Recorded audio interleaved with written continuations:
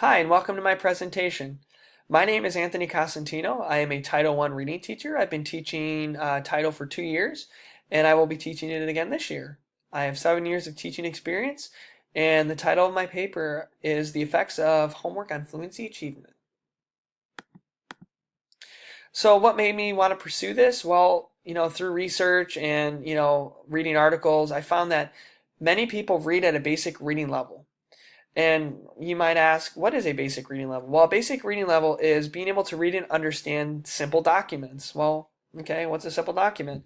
A simple document would be like comparing the ticket prices for two events, using a television guide to find out what programs are on at a specific time, or finding a pamphlet for prospective jurors and finding an explanation of how people are selected for the jury pool.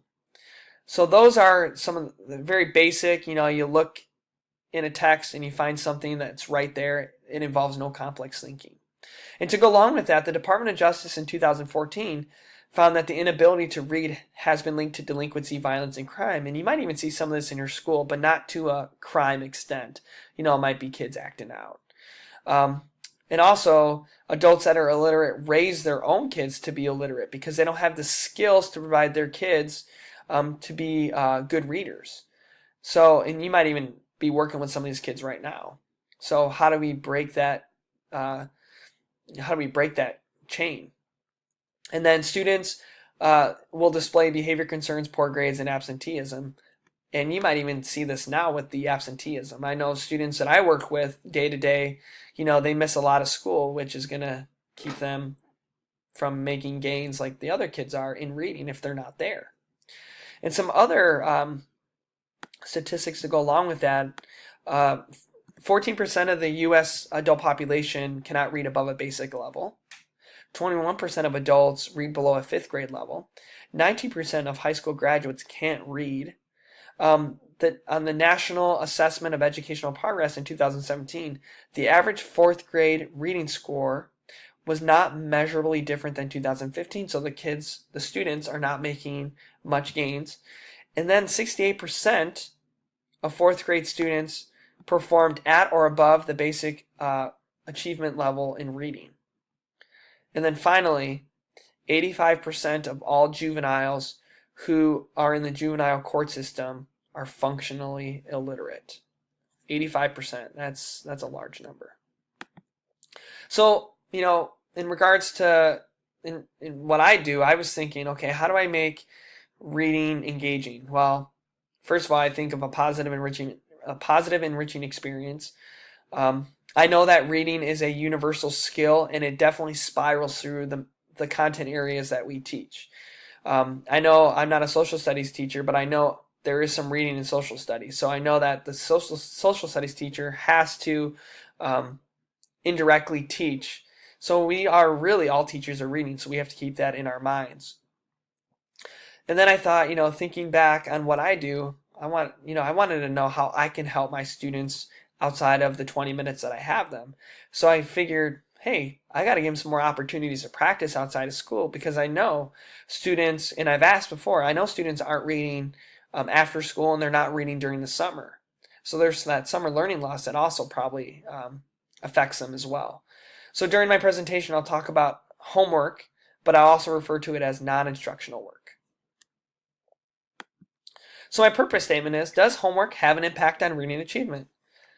And homework, when used purposefully, and appropriately, benefit to our students and maybe even to our parents and our teachers.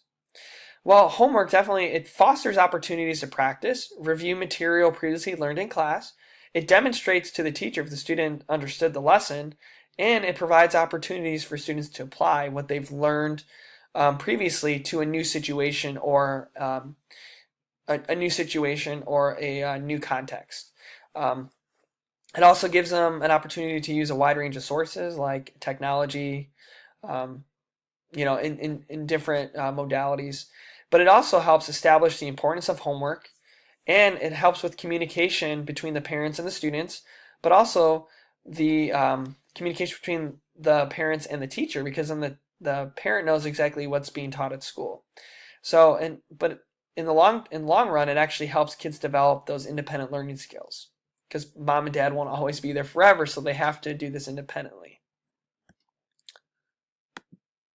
So my methods and procedure, I did an A-B design, which involved 3 measurements. So I had a pre-treatment phase, a mid-score, and a post-treatment phase. So nothing happened between the A and mid-score, phase A and the mid-score.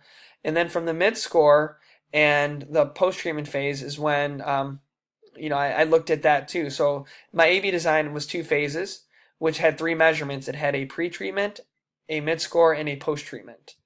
And I'll talk a little bit more about that here shortly. My sample involved 11 students, 6 boys, 5 girls.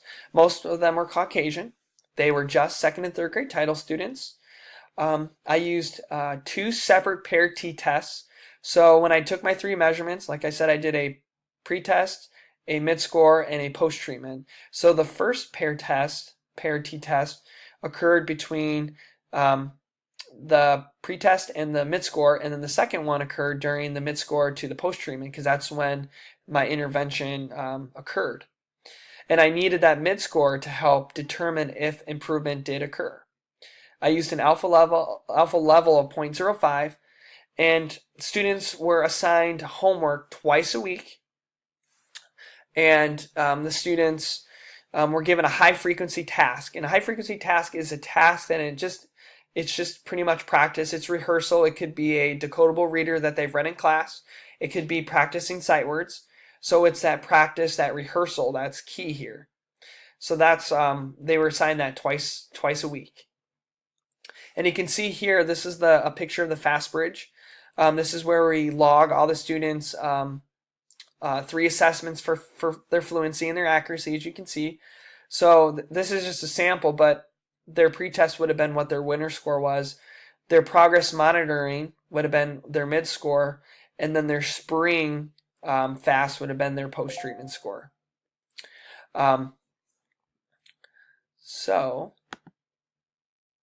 So going looking over at my table here, this is the data I got from each measurement. So my first measurement had a mean of 87.64 with a standard deviation of 20.53. My middle score had a mean of 92.73 and a standard deviation of 20.23. And then my post-treatment score was 102.82, and it had a standard deviation of 19.82. So between my pretest and my mid-score, I got a paired samples t-test of a negative 1.82 with a p-value of 0.1. And then during my second paired samples t-test where the intervention occurred, I got a negative 3.27 for my t-score, my t-test, and then I got a p-value of 0.008, which is below my alpha level, which would confirm my hypothesis.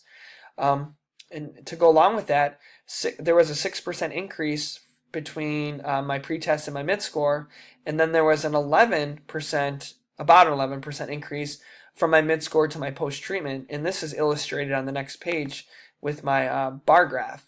You can see from here, there wasn't, from baseline to mid-score, there wasn't a lot of growth, you could say, but you can see there's some variance between the mid-score and the post-treatment, so there was some growth here.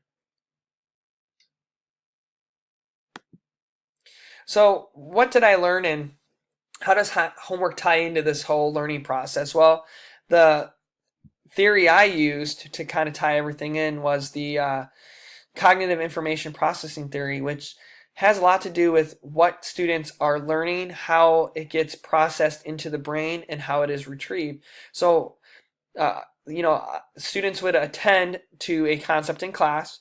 It would be used in working memory or short-term memory. It would be encoded through rehearsal, stored in long-term memory, and then retrieved using maybe a cue or a mnemonic device. And then students would be able to recall it easier. So, past research studies show that homework has a big impact in math. So there wasn't much on reading, so that's why I wanted to see if reading might have the same impact.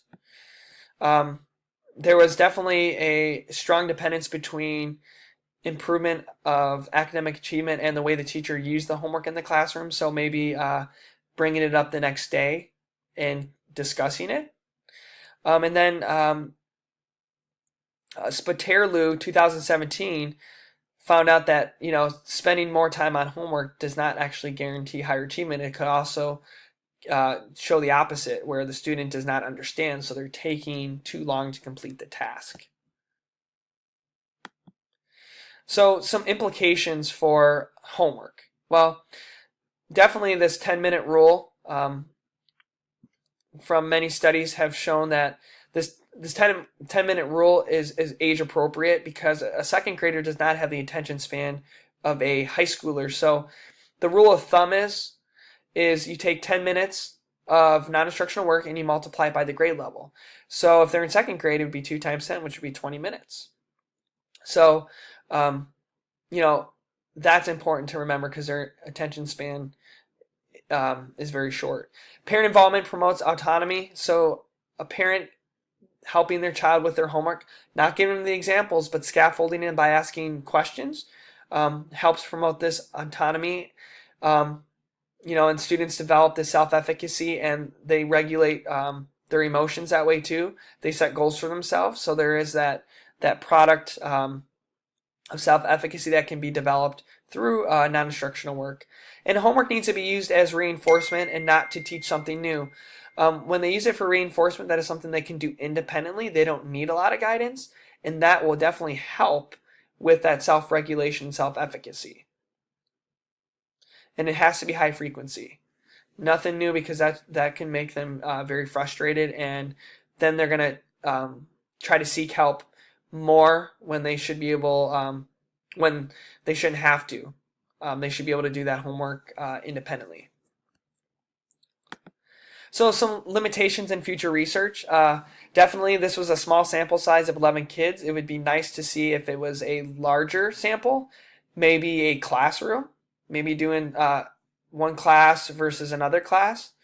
I know that there were a lot of interruptions. We go through a lot of interruptions during the school day. I know as a title teacher, there were some days when, there was a fire drill or there was an assembly, so, I would be interrupted.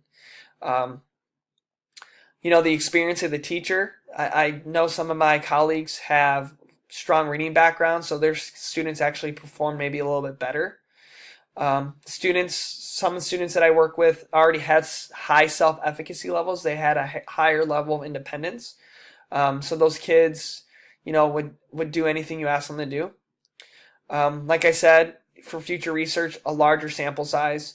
11 students, it could have been 11 of my 11 students with high self-efficacy levels. So larger sample size would help.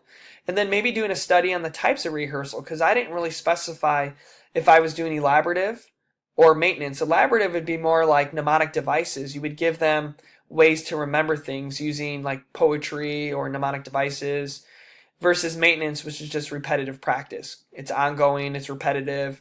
But repetitive practice, rote memorization is helpful. And also that homework can affect different content areas. Like homework in math, as I've said before, or as I said in the previous slides, is really good in math, but what's it like in other areas? So that's where we're lacking some of the research. We should try it in different areas, different content areas, different subjects, and see how that works, and see if it has a big effect, a large effect on those content areas. And here's all the sources that I referenced in my slide. Thank you very much for listening to me, and have a wonderful day.